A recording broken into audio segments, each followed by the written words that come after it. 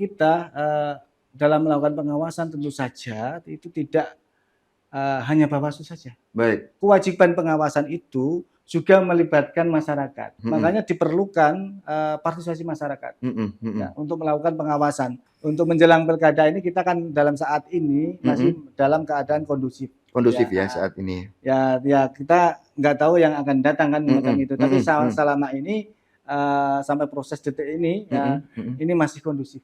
Untuk netralitas ASN ya selain kita itu sering menghimbau, tugas kita ya kita juga membuka posko namanya. Siap. Tujuannya adalah memberikan ruang bagi masyarakat untuk melaporkan juga ya kalau memang ada ASN, APH ataupun orang-orang yang tidak boleh berkampanye ataupun menggiring massa dan sebagainya. Kalau namanya pilkada itu juga rawan sebagaimana pemilu bahwa melibatkan ASN, melibatkan aparat desa.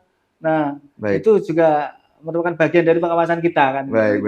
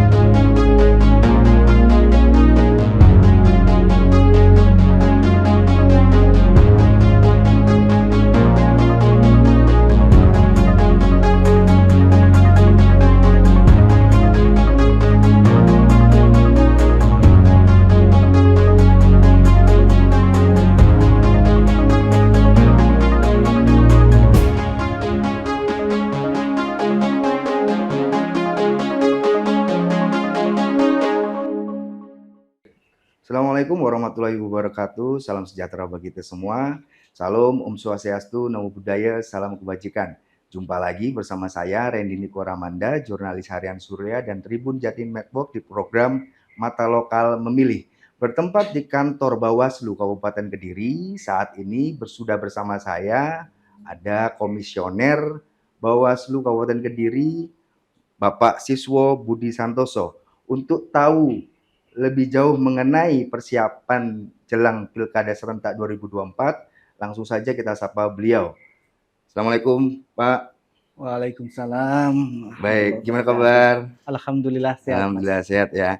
Pak, langsung saja. Saat ini Bawaslu Kabupaten Kediri sedang mempersiapkan apa sih, Pak, untuk jelang Pilkada Serentak 2024? Alhamdulillah bahwa Bawaslu Kabupaten Kediri pada saat sekarang ini memang sedang melakukan persiapan untuk tahapan pilkada ya. Siap. Nah, saat ini sedang dibuka penerimaan Panwascam. Baik. Ya, untuk pilkada 2024. Baik.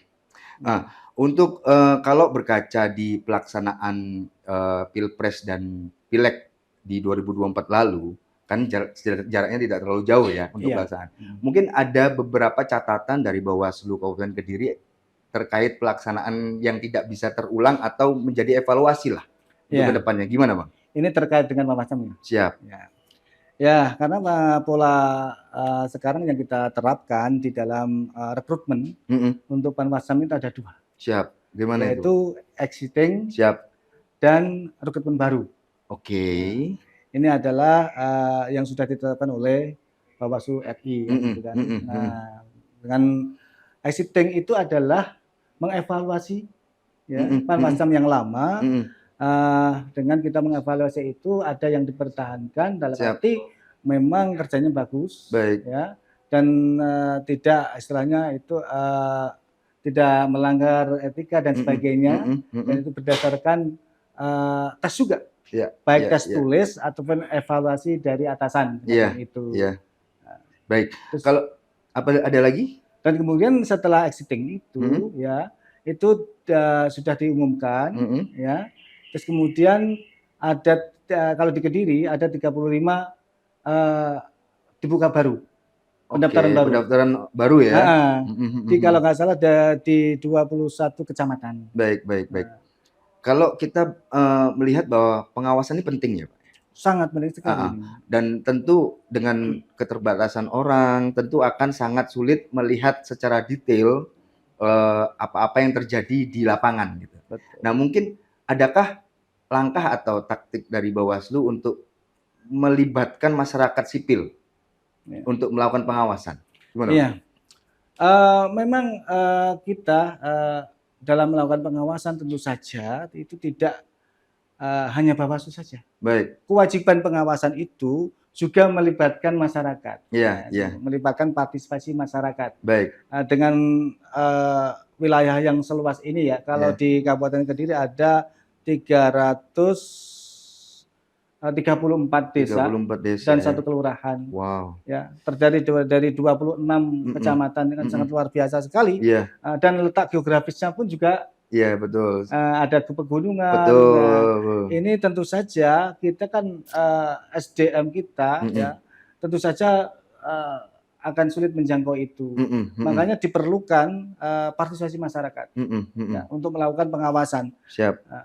Macam itu. Kalau Bapak tadi kan menyinggung mengenai geografis ya. Iya. Geografis kontur kita tentu ada yang kota, ada yang pegunungan, bahkan ada yang daerah-daerah yang sulit terjangkau. Kalau di sini ada termasuk daerah terpencil, ada nggak di Kabupaten Kediri? Iya, daerah terpencil ya mungkin di daerah yang sulit dijangkau ya, di pegunungan itu ya, ada di daerah Kadang, ada di daerah mana Mojo. Itu kalau dilihat dari medannya ya sangat berat sekali kan. Kadang jaraknya yang cukup jauh kan Jauh gitu ya. kan.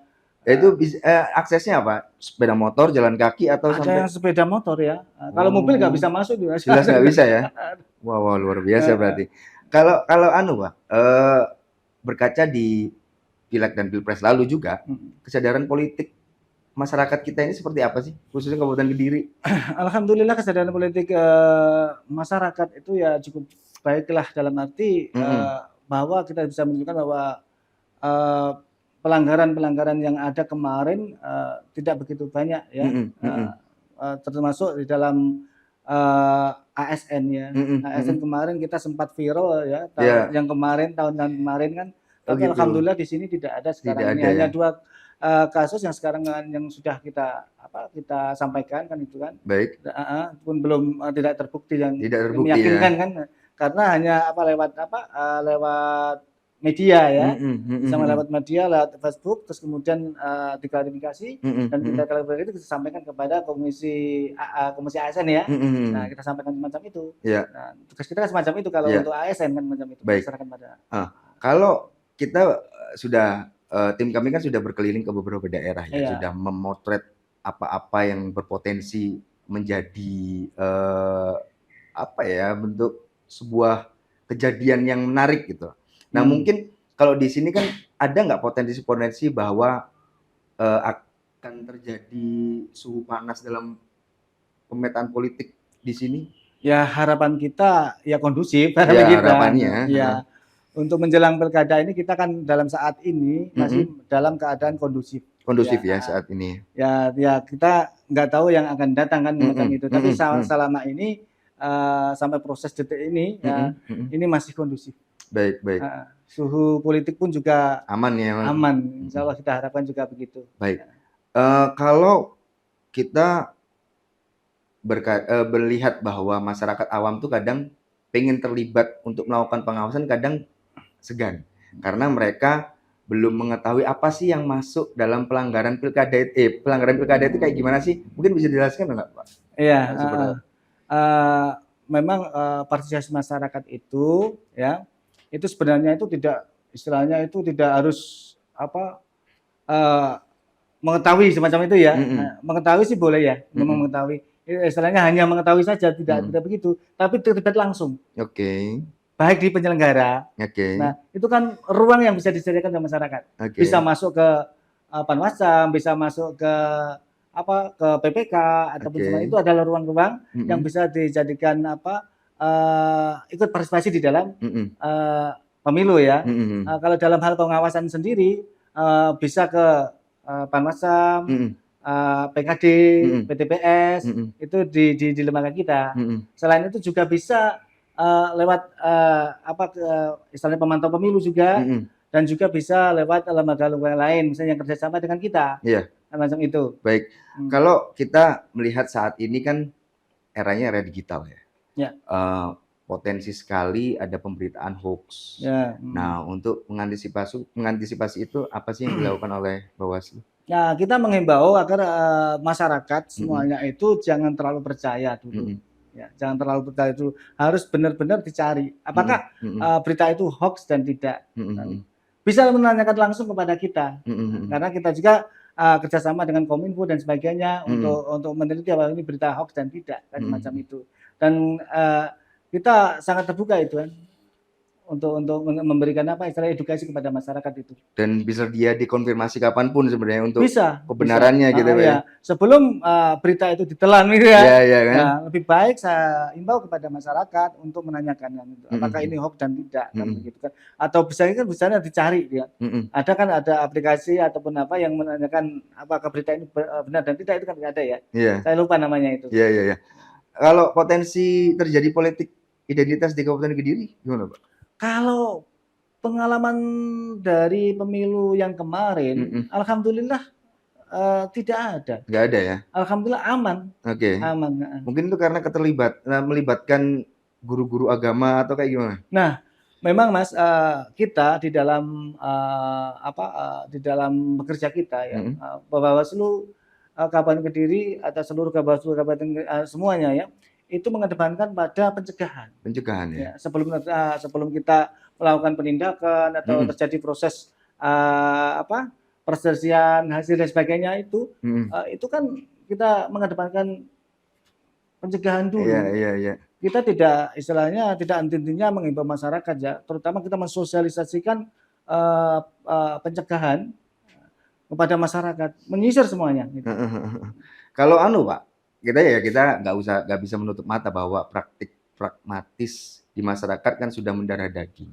Ya. Praktik money politik juga sangat gencar. Nah, mungkin apa sih strategi Bawaslu untuk mengantisipasinya selain ya mungkin melibatkan tokoh-tokoh atau tokoh-tokoh agama atau kayak gimana? Ya. Ya. Kita kalau kemarin pengalaman kemarin kita melakukan pendidikan politik ya dan sosialisasi. Baik. Itu kita menyisir di semua segmen ya, semua elemen masyarakat. Dari tokoh agama, dari TNI Polri, dari organisasi kemasyarakatan, organisasi agama, bahkan pemilih pemula, dan juga untuk komunitas perempuan. Siap. Dan di disabilitas. Kita sisir semuanya. Bahkan lini ya. Kita di setiap kecamatan, Mas. Ya, kita undang itu ada 100-an setiap kali pertemuan itu. Dan menyisir semuanya. Macam itu. Siap. Jadi alhamdulillah sudah merata lah. Iya. Selain itu kita di Kabupaten Kediri pun juga melakukan hal yang sama. Selain di kecamatan, ya, di Kabupaten Kediri juga di Babaskap ya, itu juga melakukan kerjaan yang sama. Kita undang baik media juga, kan itu dalam rangka juga untuk melakukan pengawasan macam itu. Baik. Melibatkan media dan tokoh-tokoh masyarakat untuk ikut serta di dalam partisipasi aktif di masyarakat. Baik. Tantangan KPU di setiap daerah itu kan saya Bawaslu ya. Itu setiap daerah itu kan sama. Selalu berhadapan dengan netralitas. Baik itu perangkatnya ataupun PNS atau melibatkan ASN lah. Nah, itu bagaimana Bawaslu Kabupaten Kediri melihatnya untuk di sini? Nah, untuk netralitas ASN ya, selain kita itu sering menghimbau, itu kita juga dalam hal tugas kita ya, kita juga membuka posko namanya. Posko pengawasan. Posko pengawasan. Baik itu di semua kecamatan ada kan macam itu, dan tujuannya adalah memberikan ruang bagi masyarakat untuk melaporkan juga ya kalau memang ada ASN, APH ataupun orang-orang yang tidak boleh tidak boleh berkampanye ataupun menggiring massa dan sebagainya. Itu kita buka posko itu. Selain tadi yang saya sebutkan bahwa kita melakukan imbauan terus. Apakah itu juga akan melibatkan pasangan calon ya, meskipun saat ini masih cair ya? Apakah imbauan supaya tidak menggerakkan ASN itu melibatkan dan TNI Polri ya melibatkan pasangan calon biasanya ke depan. Iya, tetap kita lakukan. Itu himbauan-himbauan kita terbitkan. Bahkan himbauan-himbauan itu kita sampaikan kepada calon ya. Terus juga kembali seperti mana tadi ke Polri dan sebagainya kan itu kan. Karena kan ini kan rawan ya.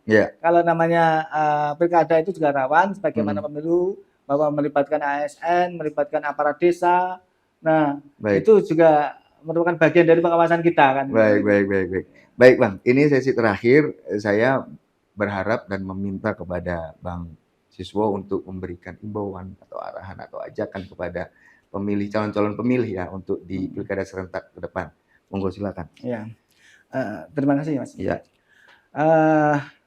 Untuk masyarakat ke Kabupaten Kediri, marilah kita menjaga demokrasi di Kabupaten Kediri, terutama untuk pemilihan kepala daerah serentak 2024 dengan ikut berpartisipasi dalam pengawasan. Nah, marilah kita sama-sama menjaga agar proses penyelenggaraan pilkada ini sesuai dengan prosedur. Maka saya harapkan masyarakat Kediri marilah turut aktif di dalam pengawasan. Silakan melaporkan kalau memang terjadi kecurangan atau penyelewengan ataupun yang melanggar dalam pelaksanaan pilkada ini kepada masyarakat, kepada petugas pengawas yang ada di desa ataupun di kecamatan atau bahkan ke Bawaslu sendiri. Baik, terima kasih Bang Siswo. Baik Tribuners, itu tadi bincang santai saya bersama Komisioner Bawaslu Kabupaten Kediri, Siswo Budi Santoso. Semoga bisa diambil manfaat dan hikmahnya. Akhirul kalam, saya Randy Nikoramanda, pamit. Assalamualaikum warahmatullahi wabarakatuh. Waalaikumsalam warahmatullahi wabarakatuh.